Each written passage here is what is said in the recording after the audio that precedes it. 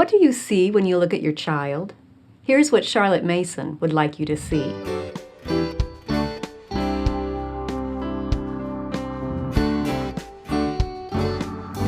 Welcome to the Simply Charlotte Mason podcast. I'm Sonia Schaefer. Charlotte Mason created a list of 20 core values, 20 key principles that formed the foundation on which her approach to education was built. We've started on a tour through those 20 core values. If you haven't listened to the first episode on this tour, I encourage you to take in that introduction too. It will set the stage for the rest of the tour. Today, we're pausing to take a good look at the very first core value on her list. Charlotte Mason believed that the first core value was a revolutionary idea, that it would bring about a complete 180 in the attitudes of parents and teachers if they could fully grasp the concept. What was that revolutionary thought? Children are born persons. Now you may be thinking, yeah, so? It seems obvious to us today. Of course, children are born persons. But in Charlotte's day, the popular educational philosophy segmented children into separate parts and pieces and said that a teacher must focus on and develop each part in a specific order for that child to become a complete person. Charlotte couldn't have disagreed more. She believed that the child already possessed all aspects of personhood: body, soul, spirit, mind, will, emotions. And instead of segmenting a child into parts, we should feed and nourish him as a complete person, and he will develop naturally and wholly. Think back to when your child was little bitty.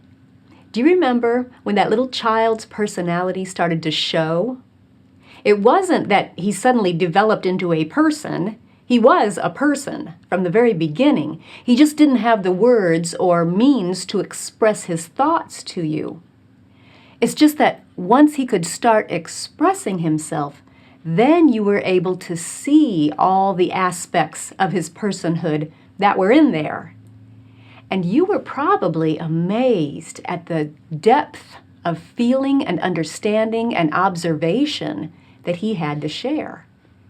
Charlotte described it this way: as soon as he gets words with which to communicate with us, a child lets us know that he thinks with surprising clearness and directness, that he sees with a closeness of observation that we have long ago lost, that he enjoys and that he sorrows with an intensity we have long ceased to experience, that he loves with an abandon and a confidence which, alas, we do not share, that he imagines with a fecundity no artist among us can approach, that he acquires intellectual knowledge and mechanical skill at a rate so amazing that, could the infant's rate of progress be kept up to manhood, he would surely appropriate the whole field of knowledge in a single lifetime. The Story of Charlotte Mason, pages 223 and 224. Each child is a complete person from the very beginning. He might not be able to reason logically as you would consider logic, for example, but that doesn't mean he doesn't have any reasoning power. Charlotte gave the example of a little girl who asked, "If bees make honey, do birds make jam?" Now, at first glance, we might laugh that idea away as ridiculous. But if we examine it closer, that child was reasoning with what little knowledge and experience she had at the time. Bees eat nectar and make sweet honey that goes on my bread, and I love it so much. Birds eat berries. So do they make the sweet jam that goes on my bread and I love so much? See, it's a logical conclusion to draw based on the knowledge and experience she had. So it's not that the child is lacking any aspects of personhood. It's simply that the child is lacking personal knowledge and experience that's necessary to grow in those aspects of personhood. And so, we seek to guide the child in gaining more knowledge and experience about God, about the wonderful world around us, about the vast array of people in this world, and about himself as a person.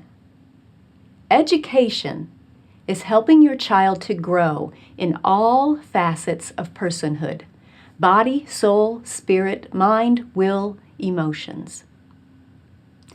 Let me give you a couple of applications of this core value and how it can influence our actions and attitudes. First, we need to keep a broad perspective. Don't get tunnel vision. Education is not just how many facts can this child regurgitate and how quickly.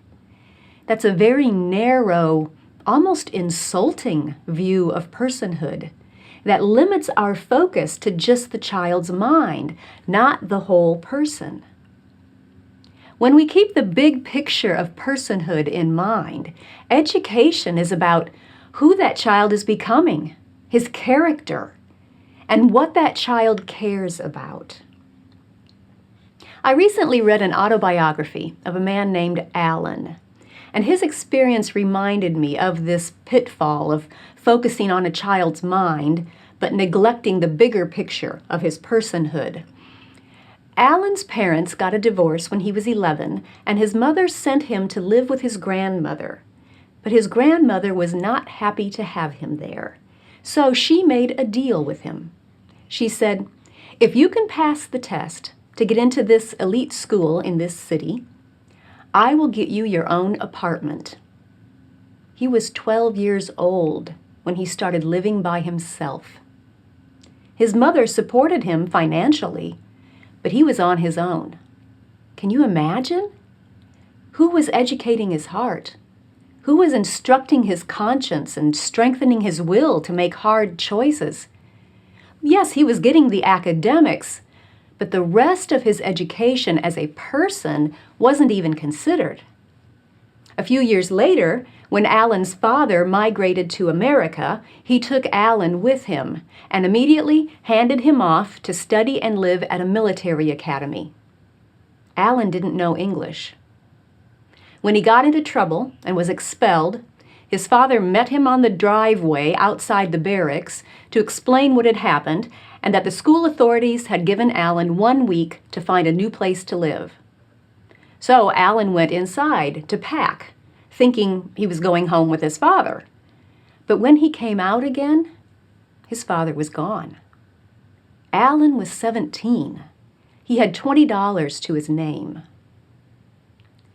Do you see the gaping holes in his education as a person? And that's what Charlotte was so passionate about in this first core value. We must keep in mind that the child is much more than a brain. Our responsibility is to embrace the broader perspective of personhood and educate the whole child.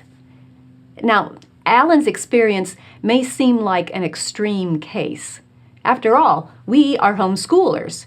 We've chosen to keep our children with us more than many other parents do. But perhaps there's a broader application that we can pull from Alan's experience.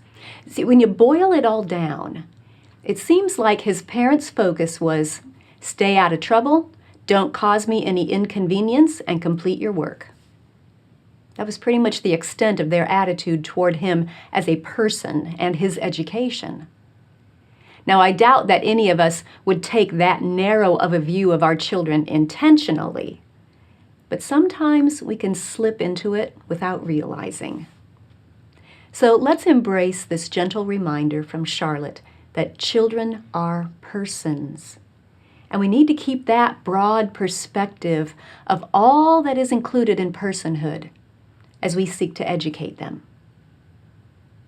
The second application that I'd like to mention is that we need to allow each child to grow as a unique person. Don't expect uniformity. Most likely your own school experience was lacking in this type of respect for you as a person.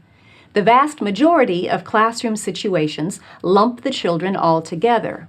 Everyone is expected to do exactly the same thing in the same way at the same time. And if you don't, you are either behind or you're ahead. Which group were you in? Did you too feel that unspoken undercurrent that went along with each of those positions? If you were in the behind group, you felt somehow less valued than the others that were ahead of us.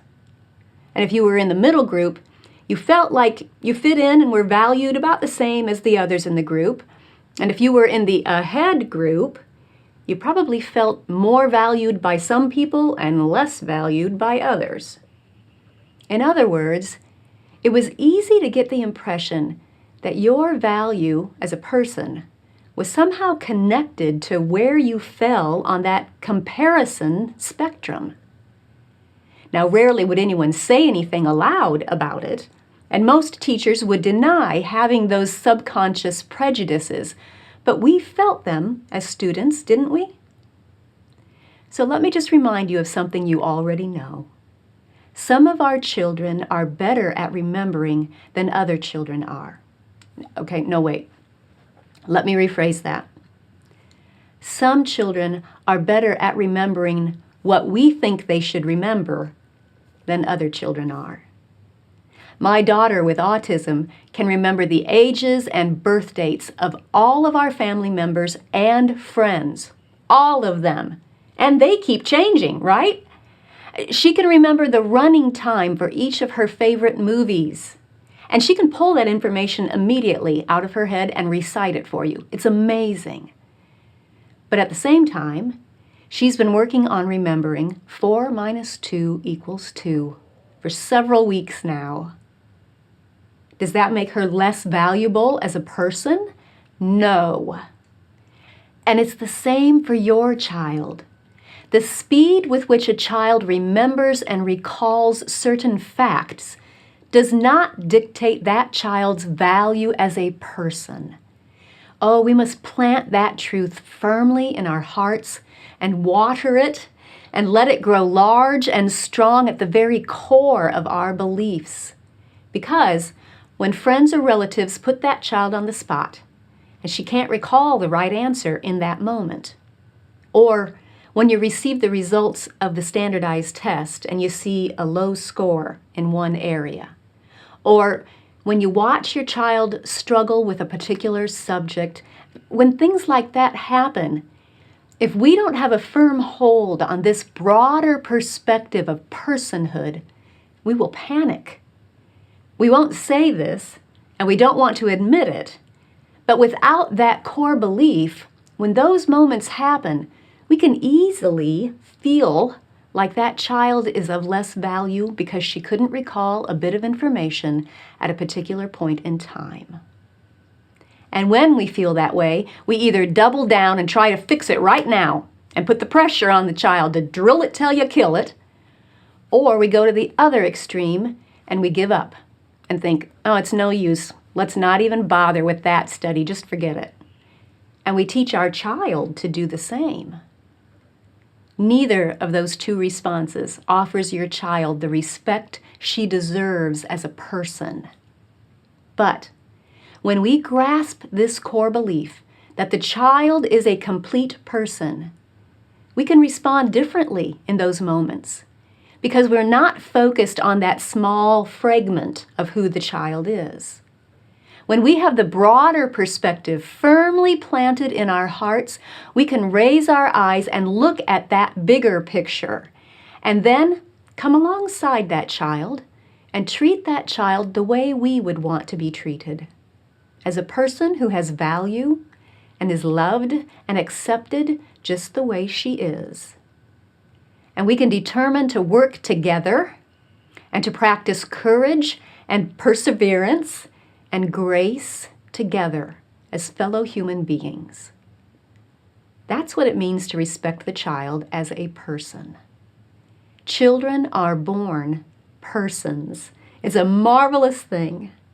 And we get the privilege of holding that bigger picture, that broader perspective of all that is included in being a person at the forefront of our minds and hearts, and purposing to help that child grow, body, soul, spirit, mind, will, emotions, as a whole person.